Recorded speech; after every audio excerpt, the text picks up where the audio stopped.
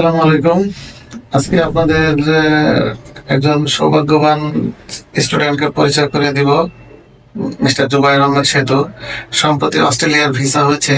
সে আমাদের মাধ্যমে সাকসেস ভিসার নিউজটা পেয়েছে, তো আমরা তার সঙ্গে একটু পরিচিত হতে চাই। আসসালামু আলাইকুম, মিস্টার জুবায়ের আহমেদ সেতু, ভালো আছেন?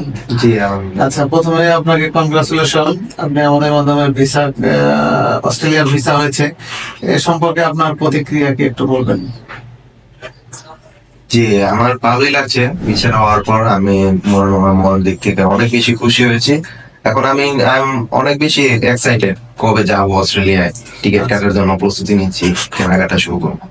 আচ্ছা, আপনার স্টুডেন্ট লাইফের আপনার কোথায় পড়াশোনা করেছেন, আপনার নিজের সম্পর্কে একটু যদি বলতেন। জি, আমার নাম জুবায়ের আহমেদ সেতু। আমার আপুর নাম মোহাম্মদ আলামিন। আমি পড়াশোনা করেছি শফিউদ্দিন সরকার একাডেমি অ্যান্ড কলেজ থেকে, যেটি বলা যায় গাজীপুরের প্রয়োজন 1 নম্বর কলেজ পড়াশোনার দিক থেকে। তাদের পড়াশোনার কোয়ালিটিও অনেক ভালো। তো সেখান থেকে আমি বিএসসি, জেএসসি, এসএসসি এবং এইচএসসি পাস করেছি।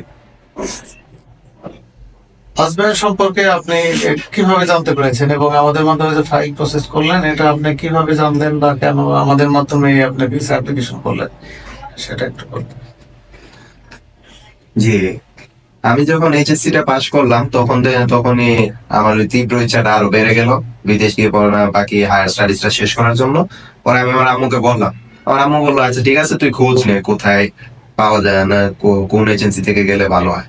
পরে আমি ফেসবুকে এবং বিভিন্ন সোশ্যাল মিডিয়া ওয়েবসাইটে খোঁজ নিলাম। খোঁজ নেওয়ার পর যে অসবান গ্লোবাল পিটিআই এর কয়েকটা অ্যাড দেখলাম, সেখানে দেখলাম যে কয়েকজনের ভিসা অলরেডি হয়েছে।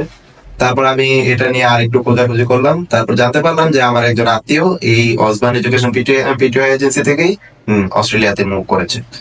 তো তারপর ওই আত্মীয়র বাসায় গেলাম, ওনাদের কাছে খোঁজ খবর নিলাম।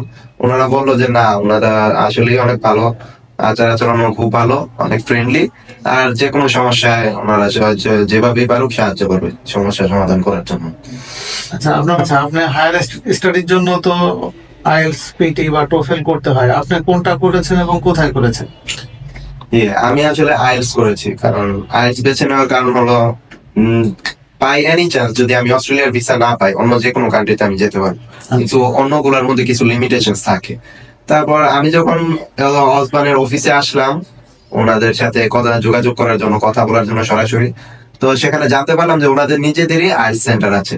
তো তাদের টিচাররাও অনেক ফ্রেন্ডলি। তো আমি ডিসিশন নিলাম যে এখান থেকে আইএলটিএস করি।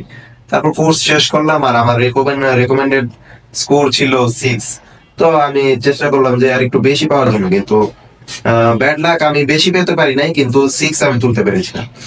তো আমি যদি আর একটু ভালো মতো পড়াশোনা করতাম, ওনারা অনেকবার আমাকে বলেছে যে আরেকটু চেষ্টা করুন, আরেকটু চেষ্টা করুন, কিন্তু ওনাদের পড়াশোনা আসলেই অনেক ভালো। শুধু আমার একটু গাফিলতির কারণে আমি একটু কম পেয়েছি। আচ্ছা, যাই হোক, স্কোর আপনি যেটাই পেয়েছেন, অস্ট্রেলিয়া কোন ইউনিভার্সিটিতে আপনি চান্স পেয়েছেন একটা বলুন। জি, আমি ইউনিভার্সিটি অফ ওলঙ্গং এ চান্স পেয়েছি, যেটা অস্ট্রেলিয়ার খুবই সুনামধন্য একটি ইউনিভার্সিটি এবং অস্ট্রেলিয়ার টপ র্যাঙ্কের মধ্যে ওটা অবস্থিত আছে। আচ্ছা, অস্ট্রেলিয়াতে আপনি যে পড়াশোনা করবেন বা ভবিষ্যতে যারা পড়াশোনা করতে চায় বা আপনার বন্ধু বান্ধব আছে বা আপনার ক্লাসমেটরা অনেকেই পড়াশোনা হায়ার স্টাডির জন্য বাইরে যেতে চায়, সে ব্যাপারে আপনার কোনো পরামর্শ থাকলে একটু বলবেন প্লিজ।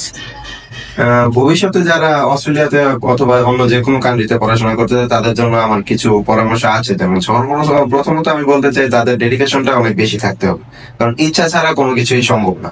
তাদের যদি তীব্র ইচ্ছা থাকে বিদেশে গিয়ে পড়াশোনা শেষ করার, তাহলেই সম্ভব।